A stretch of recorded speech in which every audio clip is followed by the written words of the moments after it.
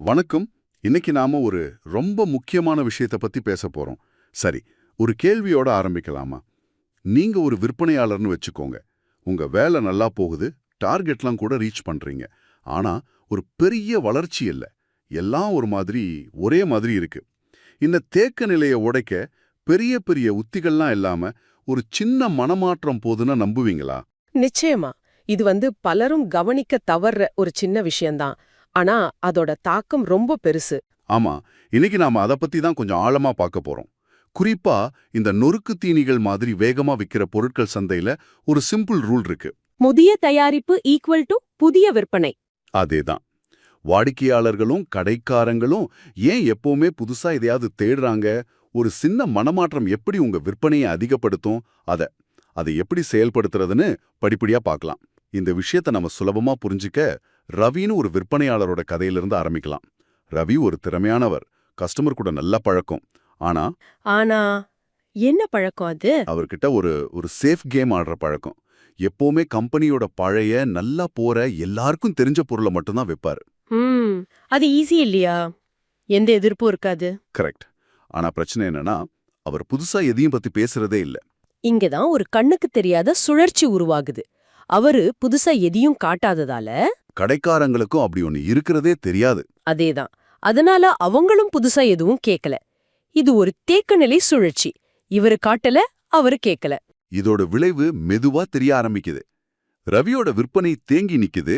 ஆனா மத்த போட்டியாளர்கள் புதுசு புதுசா பொருளை கொண்டு வந்து கடைய நிரப்புறாங்க. அப்பதான் கடைக்காரங்களே கேட்க ஆரம்பிக்கிறாங்க. ஆமா, என்ன ரவி, கஸ்டமர்ஸ் புதுசா ஏதாவது கேக்குறாங்க, நீங்க ஏன் வித்தியாசமா எதையும் கொண்டு வரதில்ல அப்படின்னு. இதுல ஒரு அடிப்படை உண்மையை நம்ம புரிஞ்சுக்கணும். நுகர்வோர் சந்தை, அதாவது கஸ்டமரோட டேஸ்ட் ரொம்ப வேகமா மாறும். ஒரு ஆய்வுப்படி ஒவ்வொரு 60 நாளைக்கு ஒரு முறை அவங்களோட சுவை மாறுதுன்னு சொல்றாங்க. 60 நாளா? அவ்வளோ வேகமாவா? ஆமா, இந்த வேகத்துக்கு நம்ம ஈடு கொடுக்கலனா நாம பின்தங்கிடுவோம். அப்பதான் ஒரு நாள் ரவியோட விநியோகஸ்தர் அவர்கிட்ட ஒரு சிம்பிளான கேள்வி கேட்டாரு. கம்பெனி போன 3 மாசத்துல என்னென்ன புது ப்ராடக்ட்ஸ் கொண்டு வந்தாங்கன்னு தெரியுமா? ரவிக்கு தெரியல. தெரியல. அப்ப அந்த விநியோகஸ்தர் சொன்ன ஒரு வரி தான் ரொம்ப முக்கியம். யார் புது தயாரிப்புகளை முதல்ல கடைக்கு கொண்டு போறாங்களோ அவங்க தான் மார்க்கெட்ல ஜெயிப்பாங்க. இது ரவிக்கு ஒரு பெரிய திருப்பா இருந்திருக்கும் இல்லையா? ஆமா. அடுத்த நாள்லே அவர் எல்லா புது தயாரிப்புகளோட லிஸ்டோட போனாரு. அவரோட டிஎம்எஸ் கருவியில படத்தை எல்லாம் காட்டினாரு. கடைக்காரங்களோட ரியாக்ஷன் என்னவா இருந்துச்சு? உடனடியா, ஓ இது புதுசா வந்திருக்கா, பார்க்க நல்லா இருக்கே, சரி ரெண்டு ரெண்டு கொடுத்து பாருங்க. ஆஹா. வெறும் 10 நாள்ல ரவியோட விற்பனை நல்லாவே அதிகரிச்சது. அப்போதான் அவரோட விநியோகஸ்டர் அந்த மந்திரத்தை சொன்னாரு.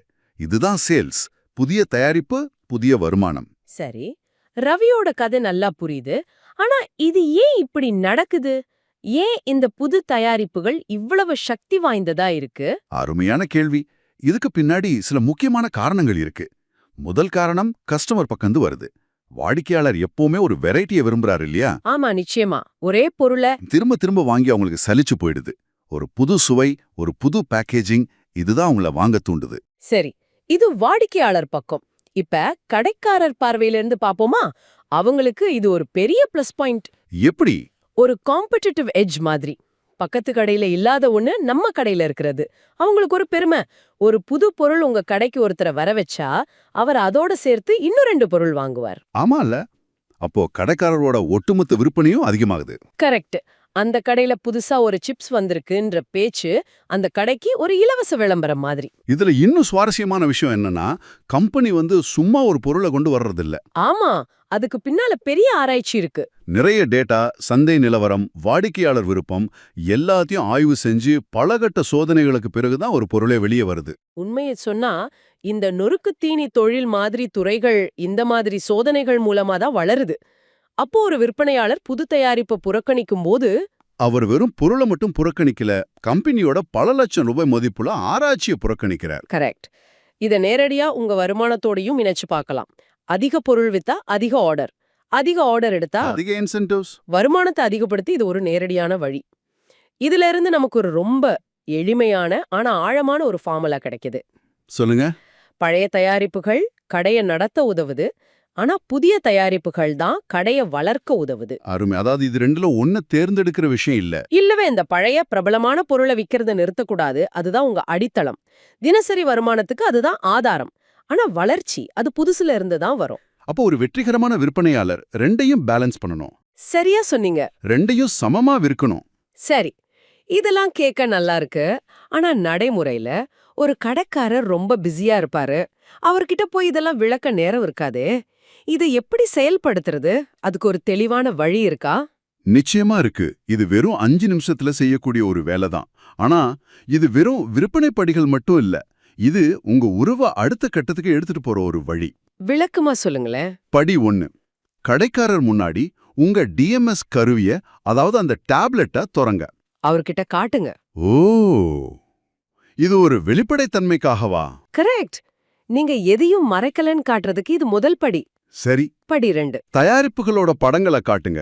வெறும் பேரை சொல்றதை விட அதோட கலர்ஃபுல்லான படத்தை பார்க்கும்போது ஒரு ஈர்ப்பு வரும். ஆமா, காட்சிகள் எப்பவுமே சக்தி வாய்ந்தது. சுவை, மனம், வாடிக்கையாளர் தேவைய பத்தி ஒரு 2 வரி சொல்லுங்க. சார், இது புதுசா வந்த புதினா ஃப்ளேவர். இப்ப பசங்க இத ரொம்ப விரும்புறாங்க அப்படின்னு. சரி, அடுத்து படி 4. இது கடைக்காரருக்கு ரொம்ப முக்கியமான பாயிண்ட். ஆமா, லாபம், அதாவது மார்ஜின். இல்லனா ஏதாவது ஆஃபர் ஸ்கீம் இருக்கான்னு தெளிவா சொல்லணும். சார், இதுல உங்களுக்கு 10% லாபம். இல்லனா 10 பாக்கெட் வாங்கினா 1 ஃப்ரீன்னு சொல்றது அவங்க முடிவெடுக்க உதவும். 4 படி சொல்லிட்டீங்க. ஆனா அடுத்ததுதான் உளவியல் ரீதியா ரொம்ப முக்கியம்னு நினைக்கிறேன். கரெக்டா புடிச்சீங்க. அது கடைக்காரரோட வேண்டாம்ங்கிற தடைய உடைக்கிறத பத்தினது. ஆமா, அதுதான் படி 5. பெரிய ஆர்டர்னு சொல்லி அவங்கள பயமுறுத்தாம, சிம்பிளா, சார் ட்ரை பண்ணி பார்க்க ஒவ்வொன்னுலயும் 2 தரட்டுமா அப்படின்னு கேட்கணும். இது ஒரு பெரிய முதலீடு இல்ல, வெறும் 2 பாக்கெட். அதனால இத மறுக்கிறது ரொம்ப கஷ்டம். இது ஒரு விற்பனையா தெரியாது, ஒரு சின்ன சோதனை மாதிரி தான் தெரியும். சூப்பர். கடைசி படி. இறுதியா படி 6. அவர் சரின்னு சொன்ன உடனே அந்த இடத்துலயே அந்த கருவிலேயே ஆர்டரை பதிவு பண்ணிடுங்க.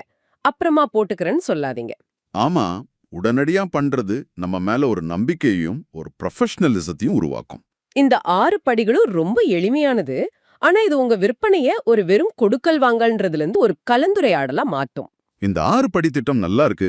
ஆனா எல்லா கடைக்காரர்கிட்டயும் இது வேலை செய்யுமா? ஒரு பெரிய சூப்பர் மார்க்கெட் மேனேஜருக்கும் ஒரு சின்ன பெட்டி கடைக்காரருக்கும் ஒரே மாதிரி பேச முடியுமா? மிக முக்கியமான கேள்வி. அடிப்படை கொள்கை ஒண்ணுதான். புதுசா காட்டு, சின்னதா ஆரம்ப. ஆனா அணுகுமுறை மாறணும். எப்படி? ஒரு சின்ன பெட்டி கடைக்காரர்கிட்ட அண்ணே 2 பாக்கெட் போட்டு பாருங்கன்னு ஈஸியா சொல்லிடலாம். ஆனா ஒரு சூப்பர் மார்க்கெட் மேனேஜர் கிட்ட பேசும்போது நம்ம கொஞ்சம் டேட்டாவோட பேசணும். டேட்டாவோடவா? ஆமா, உங்க டிஎம்எஸ் கருவி வெறும் படம் காட்டுறதுக்கு மட்டும் இல்ல, அது ஒரு டேட்டா புதையல். நீங்க அவர்கிட்ட, சார் உங்க ஏரியாவுல காரமான சுவைகள் 20% அதிகமா விக்குது, எங்களோட இந்த புது காரமான சிப்ஸ் அந்த கஸ்டமர்ஸை டார்கெட் பண்ணும், ஒரு பைலட் ஆர்டரா ஒரு கார்டன் வச்சு பார்க்கலாமா அப்படின்னு கேட்கலாம். அருமை. அப்ப நாம வெறும் விற்பனையாளர் இல்ல, ஒரு பிசினஸ் ஆலோசகர் மாதிரி. அதேதான். இதுல இன்னொரு சவால் இருக்கே. ஒரு கடைக்காரர், தம்பி நீங்க போன தடவை கொடுத்த புது பொருளே இன்னும் விக்கல, இது எதுக்குன்னு கேட்டா என்ன பண்றது? இது ஒரு பொதுவான கேள்விதானே? இது ரொம்ப பொதுவான நியாயமான கேள்வியும் கூட. இத நாம எப்படி ஹேண்டில் பண்றோங்கிறதுல தான் விஷயமே இருக்கு. முதல் படி அவர் சொல்றதை ஏத்துக்கிறது. தற்காப்பு மனப்பான்மை இல்லாம. ஆமா, ஆமா சார், நீங்க சொல்றது சரிதான், அந்த பொருள் எதிர்பார்த்த அளவுக்கு போகலன்னு சொல்லுங்க. சரி, ஒப்புக்கிட்ட பிறகு பிறகு அதுக்கு ஒரு தீர்வு முன்வைக்கணும். 2 வாய்ப்பு இருக்கு. 1, அந்த பொருள் அந்த ஏரியா மக்களுக்கு பிடிக்காம இருந்திருக்கலாம். அத ஒத்துக்கிட்டு, சார் அந்த டேஸ்ட் எல்லா இடத்துலயும் ஓடல, ஆனா இந்த புது பொருள் உங்க கஸ்டமர்ஸ் விரும்புற புளிப்பு சுவையில வந்திருக்குன்னு சொல்லலாம். இது ஒரு வழி. இன்னொரு வாய்ப்பு, இன்னொரு வாய்ப்பு, அந்த பொருள் கஸ்டமர் கண்ணுல படாம இருந்திருக்கலாம். அப்போ நீங்க, சார் சில சமயம் பொருள் நல்லா இருந்தாலும் சரியான இடத்துல வைக்காததால விற்காது, இந்த முறை இந்த 2 பாக்கெட்டை மட்டும் உங்க கவுண்டர் பக்கத்துல வச்சு பாருங்கன்னு சொல்லலாம். சுருக்கமா சொன்னா, எதிர்ப்ப கண்டு பயப்படாம அத ஒரு கலந்துரையாடலுக்கான வாய்ப்பா பார்க்கணும். அப்படின்னா இதோட மையச் செய்தி ரொம்ப சக்தி வாய்ந்தது. தொடர்ந்து புது தயாரிப்புகளை கொண்டு போற ஒரு விற்பனையாளர் கடைக்காரரோட ஃபேவரட் பர்சன் ஆகிறார். கரெக்ட். அவர் வரும்போது இன்னைக்கு என்ன புதுசா கொண்டு வந்திருக்கீங்கன்னு கடைக்காரரே கேக்குற நிலைமை உருவாகும். அப்போ நம்ம பங்கு மாறுது.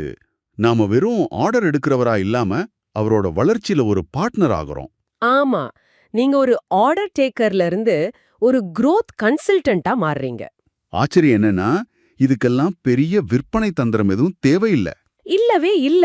இது தகவலை தெரிஞ்சுக்கிறது, சுறுசுறுப்பா இருக்கிறது, அப்புறம் இந்த மாறிட்டே இருக்கிற உலகத்துல புதுசு மட்டும்தான் புது வணிகத்தை உருவாக்கும்னு புரிஞ்சுக்கிறது பத்தினது. அடிப்படையில இது ஒரு மனமாற்றம் தான்.